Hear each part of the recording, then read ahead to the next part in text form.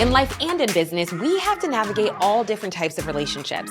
And today on the podcast, I'm so excited to have Danielle Bayard Jackson, friend educator, publicist, and author of the book, Fighting for Our Friendships.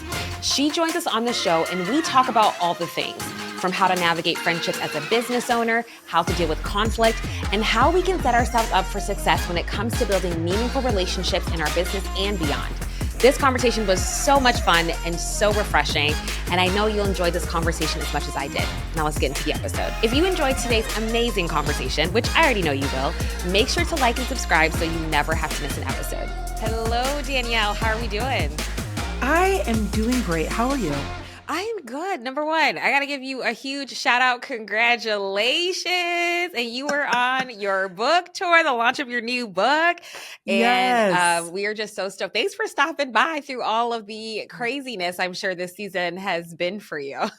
It has been hectic, but it's been good. I was most excited about this part, getting the book out into people's hands, connecting with them over during the book tour. So it's been a really, really fun time. Yes. Oh, we're so excited to have you here because I think obviously friendships is so important. And I'm also like, let's also to lean into also business friendships. I feel like we don't ever have those conversations enough. And I think it's a really interesting place to navigate. But before we even get into that, I'm so interested to know just what led to that shift, because I knew about you years ago. You were on my friend Laylee's podcast way back in the day doing PR. Yes, that's how I knew of you. So That's a throwback. And so what exactly led to that shift where and I think you still do PR, but where you're like, okay, I'm focusing on friendships, female friendships. Like, what did that season of life look like for you?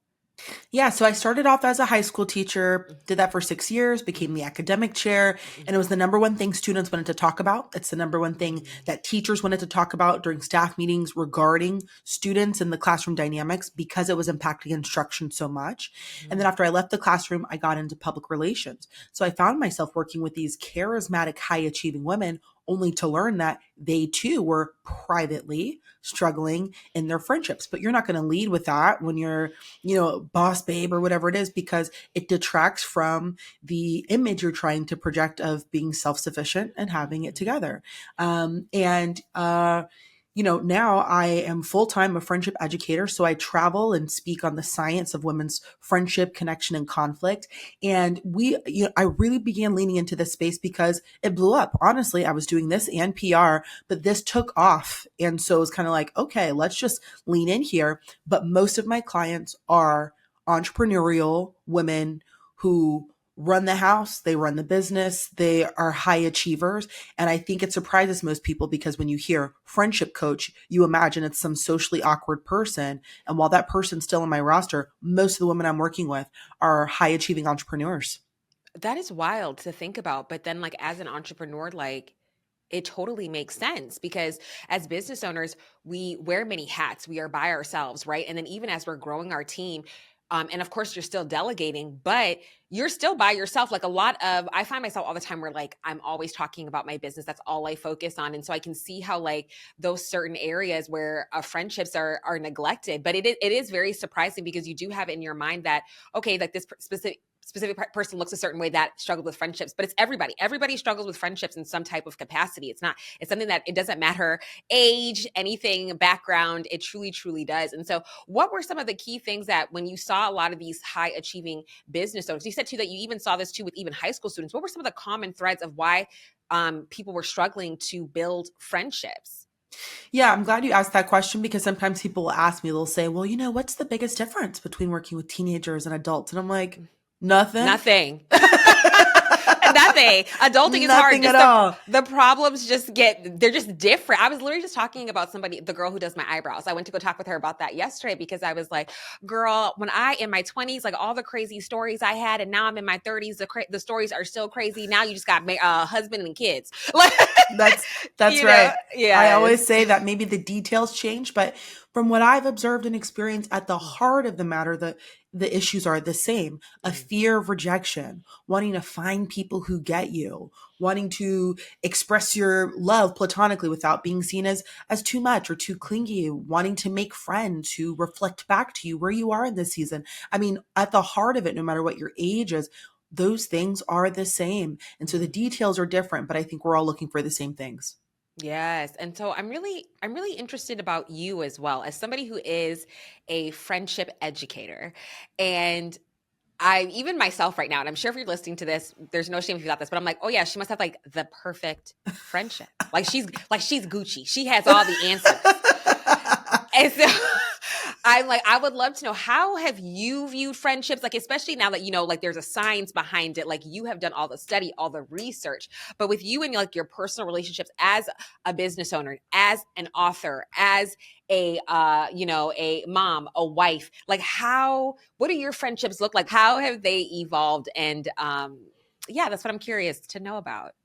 Yeah, I do get that question or assumption a lot. I'll even have sometimes on social media, people will comment and be like, "Oh my gosh, I want to be your friend," and I think to myself like, if you only knew, if you only knew.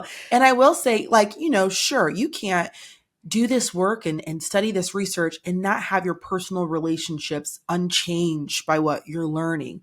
Mhm. And I have my issues with friends like anybody else. I would say the main difference though, since doing this work, is I feel so much braver as a person. Mm, I feel brave. I feel brave in my friendships. I feel courageous to address an issue where before maybe I wouldn't have said anything, because I know what the research says around healthy conflict being a prerequisite to platonic intimacy, how it brings mhm, you closer. So I feel brave. I feel brave to follow up with a woman who I'm curious about. If I think, oh, she seems cool, I feel brave to be like, hey, I loved talking to you. We should totally get together. Whereas before, maybe I would have talked myself out of it, or I would have been like, oh, well, she's busy. She was just being polite. I feel courageous. And mhm. I think it comes with knowing a lot of the technical knowledge around fear of rejection, belonging, attachment has made me a much more courageous friend. And I've definitely seen the payoff from that. Yes. Oh, I love that so much. Like you feel more brave. And I think we sometimes just discredit ourselves of how hard it really is to maintain friendships and the work that you have poured in. Like it takes bravery to fight for friendship. It takes bravery to show up even in times of when it's hard. It takes bravery even when it's uncomfortable. It takes bravery to meet new friends. You know what I mean? And I love Hmm. your outlook on that. And so I think, especially if you're a business owner that's listening to this, just encouraging you, like, even the friendship that you do have, it takes bravery. Like you're brave for being in this relationship. And so you Yeah. you briefly touched on conflict, which I feel like in business, conflict arises in so many different ways as a business owner. And I think you don't ever realize where you're at in relationships and just in life in general, until conflict arises. And I feel like, and yes, it happens in business and life, whatever, but I feel like, they're interwoven. Like it just, like there's things that happen in my business all the time that I'm like, oh, I need to work on that in therapy. You know what I mean? Where I'm like, okay, I guess I'm learning a life lesson in the middle of this.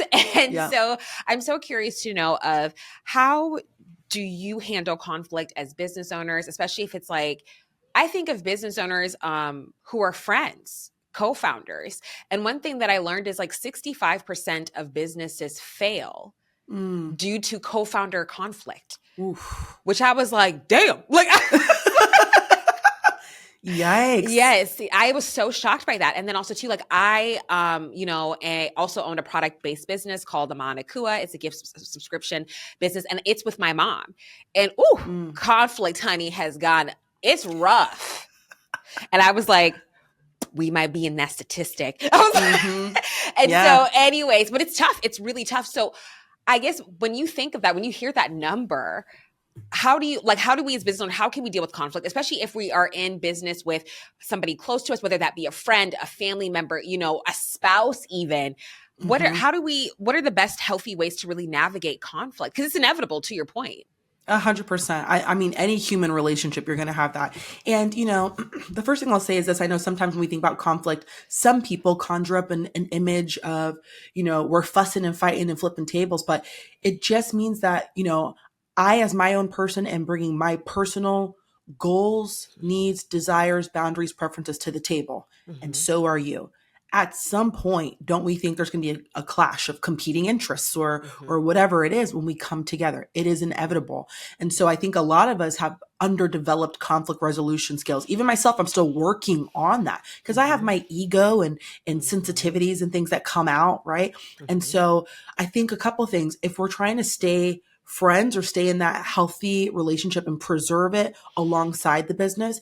First running a business itself is really hard. Now, when I have to go and consult another person for every little thing and we have different goals, it's even harder. So a couple things that can help. One is if you're getting into a business with a friend is to front load that experience by saying, the number one thing to me is this friendship. This business, I hope it's successful, but this relationship is important to me, which sounds kind of cheesy and fluffy, but from the very beginning, I'm showing you a certain layer of security. You come first. And so I always want to draw back to that. Now we can kind of go into this business venture, and whenever conflicts arise, that sentiment that I expressed the first time almost buffers the tensions that come with the conflict, because I already established a certain layer of security. You are first for me. This is important to me. Let's not let this business come between us. So you can almost extend the benefit of the doubt to me whenever there is tension. Because it's like, well, I already know she has my best interest at heart. I already know she does not want to lose this friendship and puts this first. That helps. And then the second thing is to always be communicating. And a lot of times we make assumptions, especially around people we know well. Ironically, the more I know you, the more I'm assuming, because I already know you. So I know you meant this when you said that. I know what you really meant. So we tend to extend less grace to the people we're closest to, because it's like, I know you. So how can I have more conversations around, hey, I really want to do this with the business this season. I know you want to do this, let's figure this out. This is important to me. Or as long as we get this, I'm okay with flexing on the details. So how can we figure out and negotiate what are the things that are must-haves? What are the things that are preferences? How can we communicate explicitly? Hey, as long as we have ABC, I guess I'm okay with 1, 2, and 3 looking different. Like, how can I come to you with that? But it is a constant conversation. And I know for some people that can be a lot.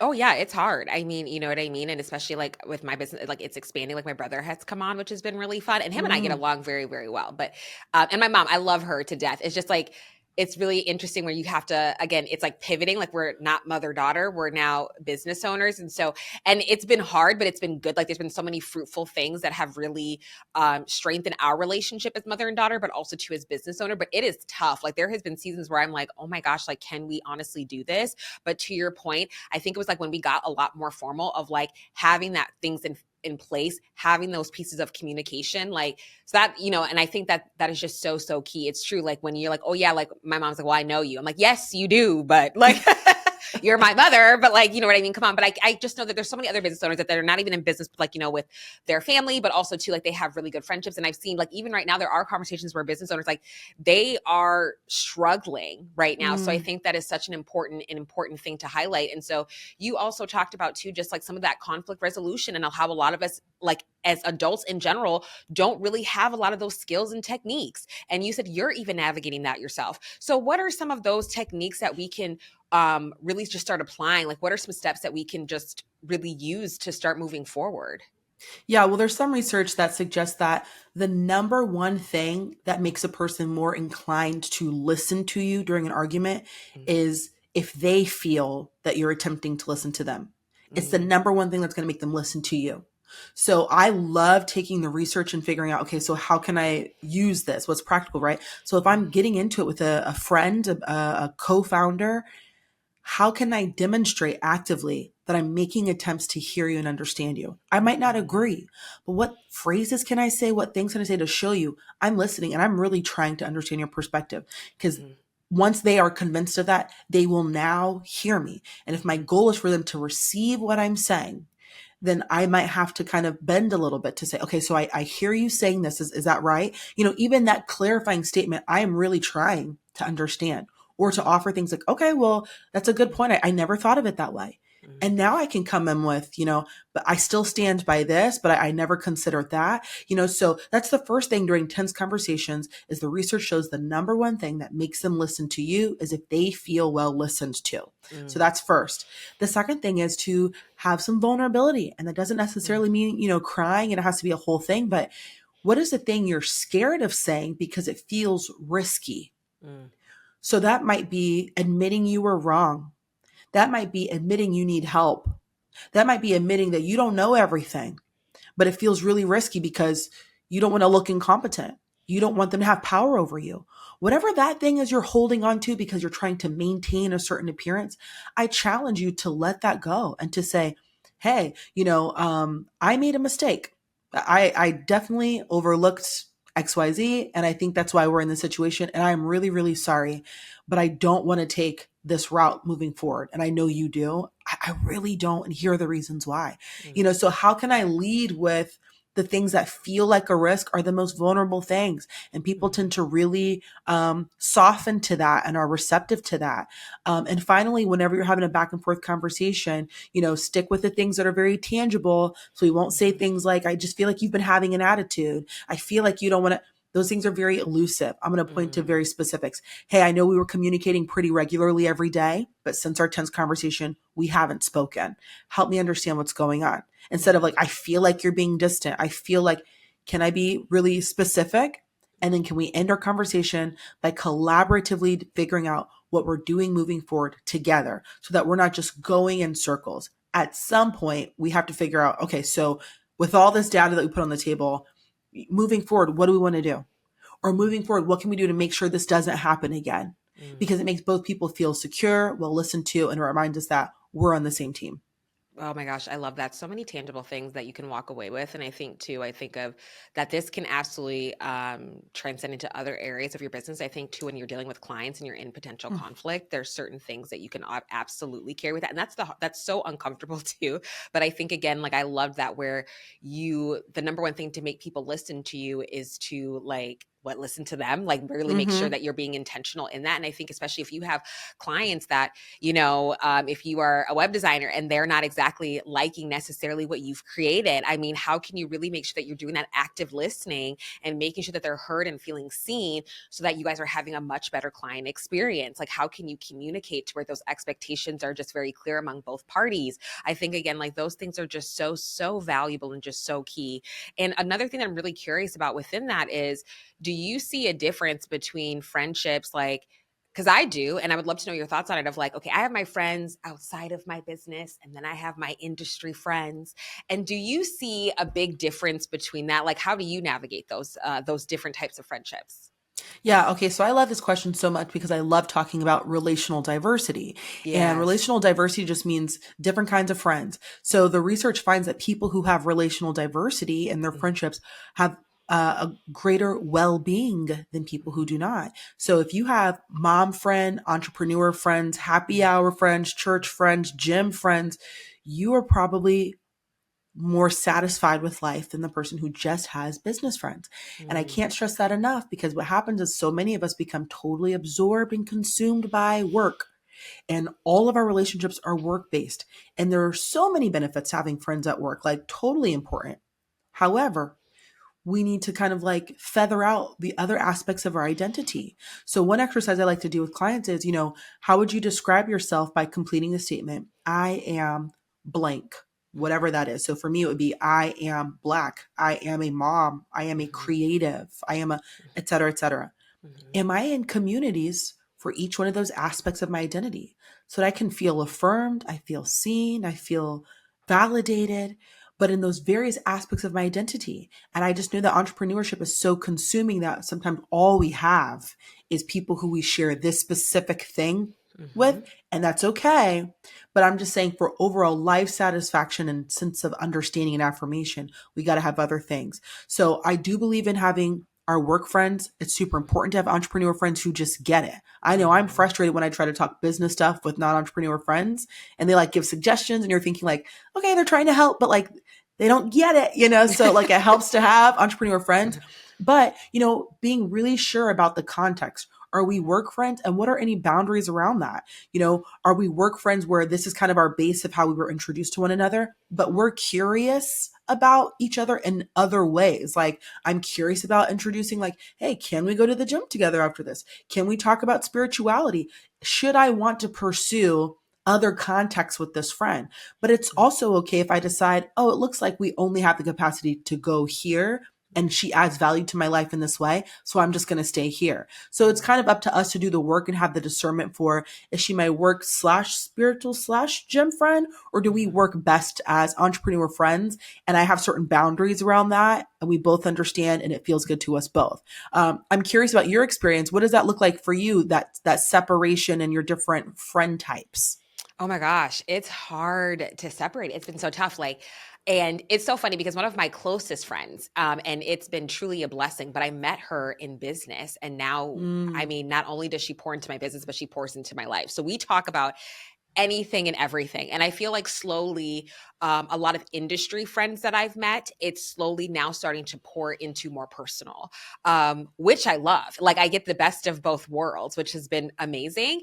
But I actually just moved to Chicago about 9 months ago, and I know nobody mm, here. So that has also been another added layer for me where I have like no friends here. All of my friends are predominantly now outside of the state. So everybody that I'm mm-hmm, talking to, and my sister too, she's one of my best friends, but like everyone I'm talking to does not live locally to me. So now I have this added layer of like loneliness of trying to navigate of like that more in-person communication. So now I've been traveling more to spend time with those friends. However, but it's still hard, you know what I mean, trying to figure out now what does that look like. But I have been um lucky enough to where like and it did not happen overnight. Like it truly has been like years in the making. Like friends, this one friend, we've been friends for 5 years, and now our season of life looks very different. You know, with me being in a different state, she's now married, you know, and I'm single, and I moved to Chicago because a lot more singles are here, you know what I mean, and just like that. So it's been really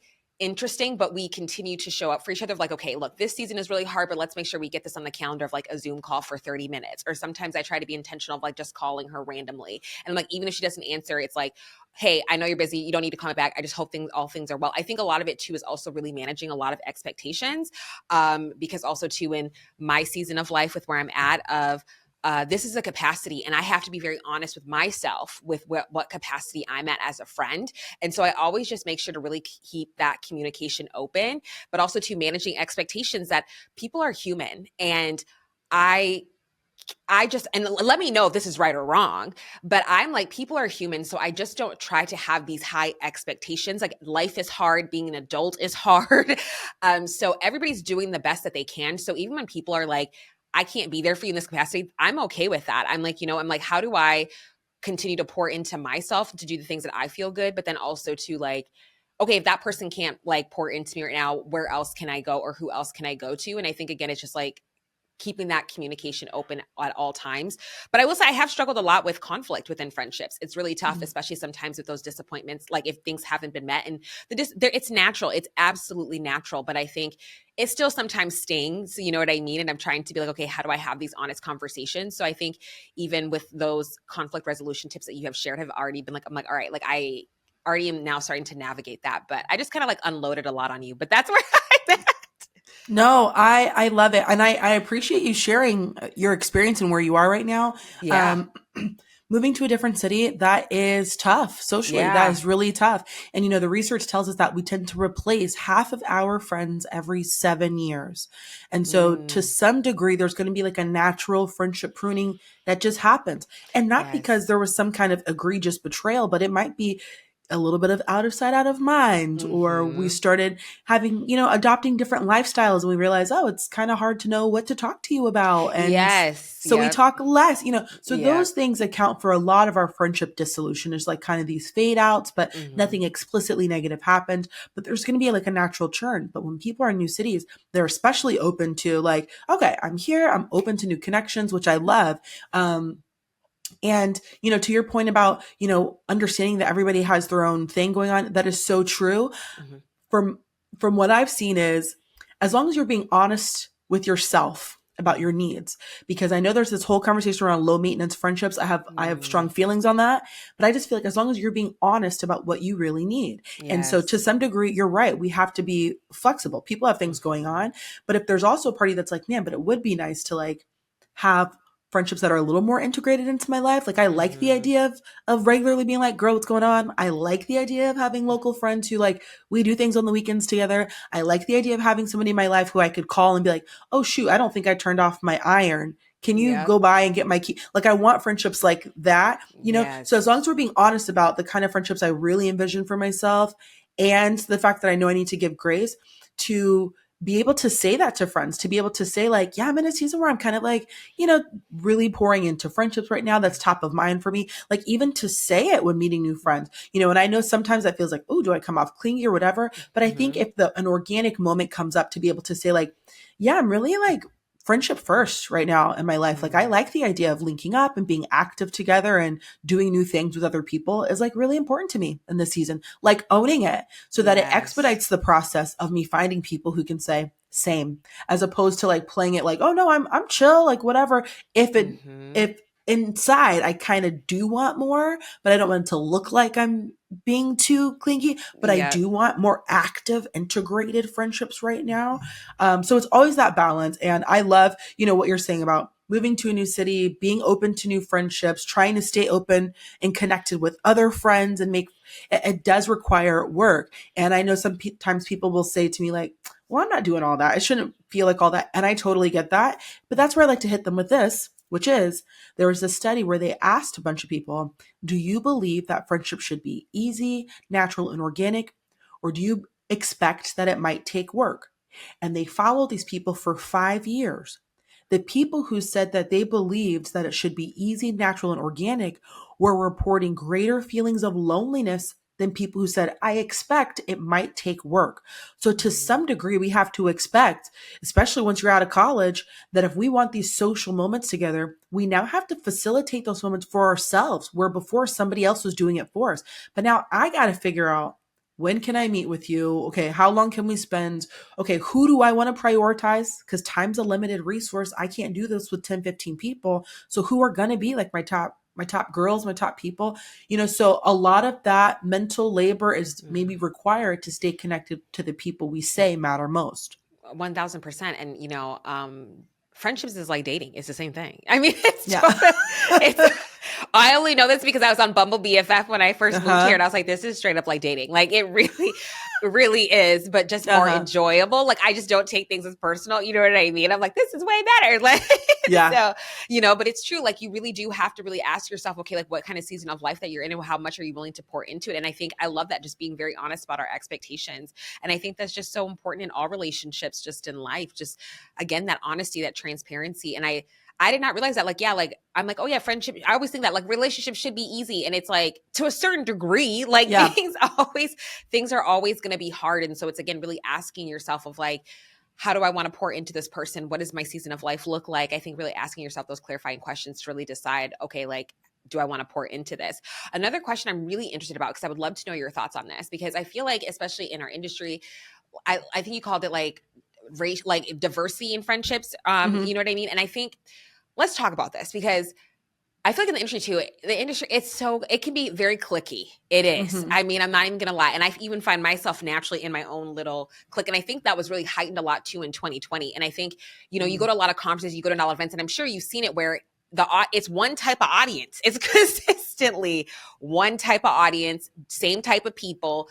And I think how can, even just in general, as us, how do we I love to make that's why I love storytelling so much. I'm a storytelling strategist. And why I love it is because you get to connect with people that are so different than you. And the best thing in the world to me is like sitting down at a table, breaking bread, and talking about all things, where I get to learn so many amazing things about you, and vice versa. And, just having a much different perspective. And I used to get this all the time, especially during 2020, of like, how do I connect with people that are very different than me, and this and that. And so I want to bring that up. What are your thoughts on that? How can business owners, and I think just in general, not even just business, just life in general, how do we find people, like kind of branch out of our own little comfortability, like whatever we're comfortable with in our own little world, and branch out and connect with people that are very different than us? Because I feel like that leads to much more enriching relationships, enriching life, but it also too but it requires more work. So what are your thoughts on that? Yeah. So this can happen by very small degrees, because I know sometimes we're Hmm. like, I want to meet different kinds of people, and we think we have to completely radically change what we're doing, but it can happen Hmm. with small shifts. So, for example, if you love yoga and that's your thing, but typically when you go to classes, it's in the evenings at a certain spot. How about you try going to yoga on a completely different side of town during the afternoon. Mm. Like switching up the time, switching up the area that you're doing it. Those little things put you a few degrees closer to other worlds. When you have social gatherings, can you make it so it's like, hey, everybody bring a +1. So everybody bring somebody. That way I'm meeting somebody who's like a little bit different, but there's still a level of attachment, but they're from a different world. The exercise we did earlier around, okay, am I in communities for the various aspects of my identity? Or have I been like kind of lax about being plugged into any group other than entrepreneurship? Let me be more active in that way. And so honestly, the starting point is starting with the things that you enjoy to do. So there's some baseline. When I do meet this person, we have some kind of shared Mm. interest. And that brings us together. But I know that being in these groups will attract a lot of different people. Even Mm. pursuing hobbies that you've always told yourself, like, oh, that would be interesting to try, but you never really have, to go and do that now, And so I think that there are a lot of ways to meet different kinds of people. And then the last strategy I'll say, which feels really obvious, but we don't do it, is you've got to be open to talking to people throughout your day. Because a Mm. lot of times when we think about the task of making friends, we're like, okay, what groups can I join? What? And like, that's all well and good. But I think we underestimate or overlook how many opportunities there are throughout the day to talk to other human beings.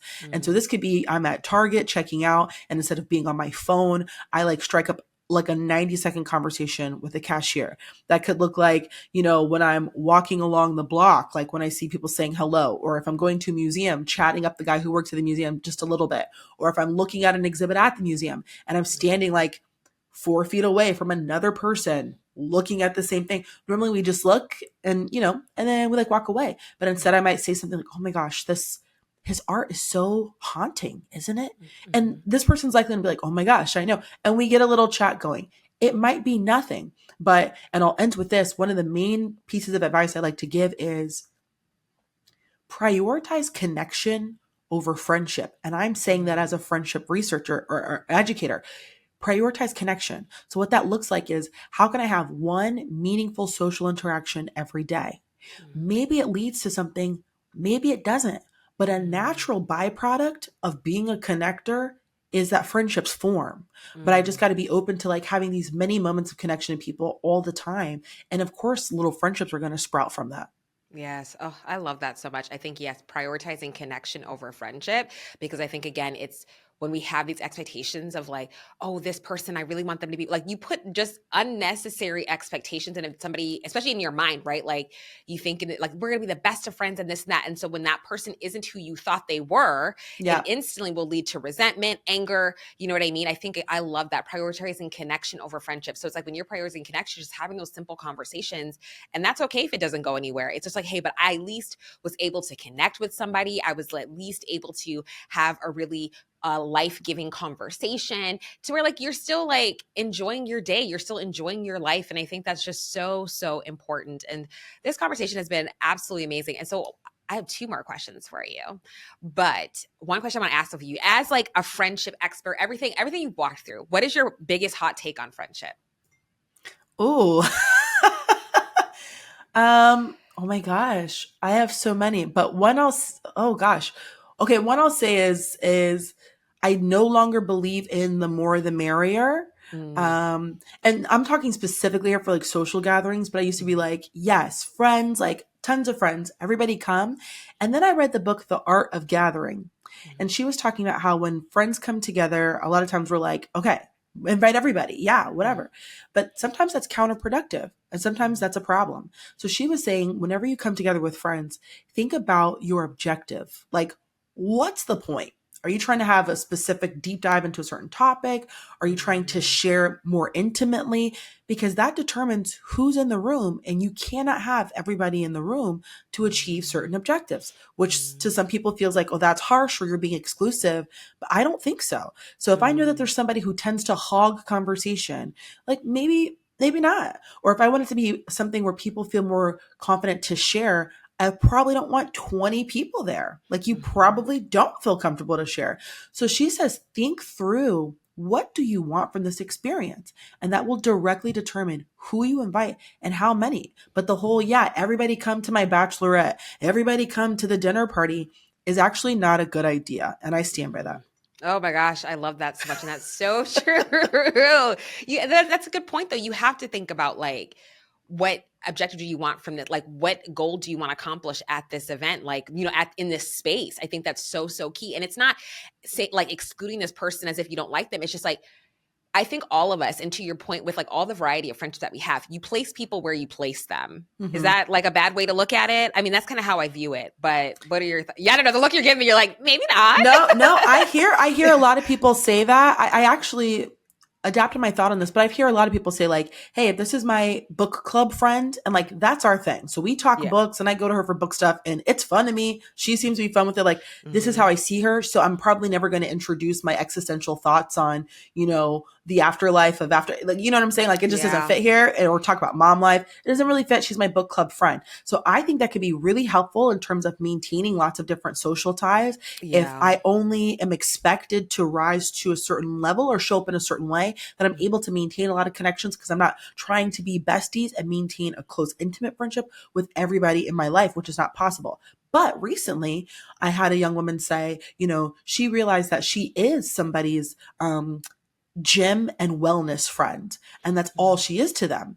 And she was like, on one side, I get it that they see me as gym friend, but I noticed she only calls me when she wants to talk about gym stuff or when she has Mhm. a question about a fitness thing or and it feels reductive to me because I'd Mm. like her to see me in other ways. Like, Yeah. don't just call me when you, and I thought, oh, now that's interesting. So, Mhm. it's always, I think that's what makes friendship itself feel like sometimes such a tricky thing because I always Mhm. say it is the most ambiguous relationship you will ever have. Mhm. With a romantic partner, I already know what's up. We kind of know what to do here. We know what the terms are. With my boss, I know what we do here. Coworkers, Mhm. like we kind of know.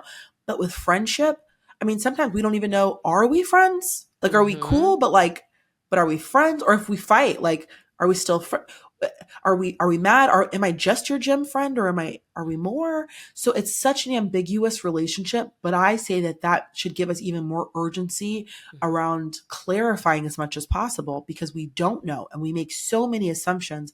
And I think a lot of us are ending friendships prematurely because of it. Yes. Oh my gosh, that's such a good point. I know it's hard because you're just like so many things are always left unsaid in friendships. And to your point, it's Hmm. like in relationships, it's just like it's a lot. Again, you already know what it is. Here are the guidelines. It's really easy. It's right in your face. And friend, you just don't know. And so many times, like I can think of myself where like yeah, conflict. I have been like deuces. you know, I'm not saying it to be proud. I'm not saying it's healthy now. Okay. Like, I'm not saying that at all. I think, again, like what you shared today just really forces us as individuals in general of how do we navigate all the relationships in our life, especially the ones that we love and that we value. How do we continue to pour into them? What some of these techniques and strategies that we can utilize to really strengthen the relationship and then also to build new ones. You know what I mean? And I think these conversations are just so important, not only just like in business but also in life. And so I have absolutely loved this. And so a question I want to ask you is what is next for you? I mean, like not even necessarily what's next, just how are you enjoying this season? Obviously with the book tour, like life is crazy, but how are you enjoying it? What is coming up for you? Yeah. It's interesting because I am one of those people who I love my job. I love it. I Mm, love the hustle. I mhm, love coming up with ideas. I love a team meeting. I love oh gosh, there's a new media opportunity. Yeah, like mm, I love that so much. And I think I recently read the book called The Good Enough Job. And mm, I cannot recommend that to entrepreneurs enough. And the idea is just what's good enough with work? Because you mm. also have to live. And they did this Yes. study where people who could list other things they derive joy from tend to be happier overall, as opposed to the Mhm, person who most of your conversations, everything is the job. And that's mhm. really hard for me as a millennial who grew up on hustle culture. Yes. It's very hard because we get rewarded for hustling. For hustling, yep. You know what I mean? And Hmm. people praise you for it, wow, you're killing it, and you accomplish a lot of things, and you're like, yes, and collecting wins. But as I age, I'll be 37 this summer. I'm really starting to think about well, you're working so hard, so that what? So you can enjoy time with friends. Right, exactly. You could be doing that now. So now, Mm, the book tour is fun and exciting, but we have a date. It ends in DC on July, mm, and I so look forward to reading books and hanging out with friends and doing picnics in the backyard with my kids. Like, Mhm. I trust that work will always be there. There will always be Mhm. something, and life is short. And so right now I'm really looking forward to just being present and trusting Mhm. that work will work itself out a lot of times. Yes. Oh, work will work itself out. Oh my Hmm. gosh. I love that so much. Oh, just yes. I'm so excited for you. And I absolutely, you guys, we will absolutely be linking the book in the show notes. Please order it. I definitely will be today. So much goodness in this conversation, Danielle. And thank you so much for being here. For people who want to connect with you, how can we support you? Yeah, everything lives at betterfemalefriendships.com. That's links to the podcast and resources and all the things. But our goal is just to show people, but women specifically, tangibly how they can enjoy more satisfying friendships with other women is our goal. And so I'm an educator at heart. And so they're tangible and actionable resources. And I look forward to seeing everyone over there. Yay. And I just realized I was supposed to ask you our one final question and I Okay. completely forgot it, but that's Okay. okay. Yeah. We're going to ask it now and then we'll re-edit it. Okay. And the last question I always love to end with is, what do you think is the biggest differentiator between the businesses that succeed and the ones that fail? Ooh. Um, I would say it's probably losing focus. Mm, Losing focus. I think there's so much to do and there's so much that's distracting, but what is the reason you got into this? And I feel like that's a really good anchor or compass rather for the decisions that you make thereafter. Once you decide, what am I in this for? Hopefully it keeps you grounded and helps to make all those other micro decisions a whole lot easier. oh my gosh, yes, that's so true. Like, I think when you have that focus, it just reminds you, especially when things get tough, of like, this is why you started. This is why you're doing this. This is why this dream has been put on your heart. So, oh my gosh, love that so much, Danielle. Thank you. Thank you so much for being here. And for everybody listening, until next time. That ends our episode of the Independent Business Podcast. Everything we've discussed today can be found at podcast.honeybook.com. Head to our website to access for show notes, relevant links, and all of the resources that you need to level up. And if you've enjoyed today's episode, be sure to subscribe to the podcast to make sure you never miss our future content. Drop us a review and leave our guests some love on social, and thank you again for listening.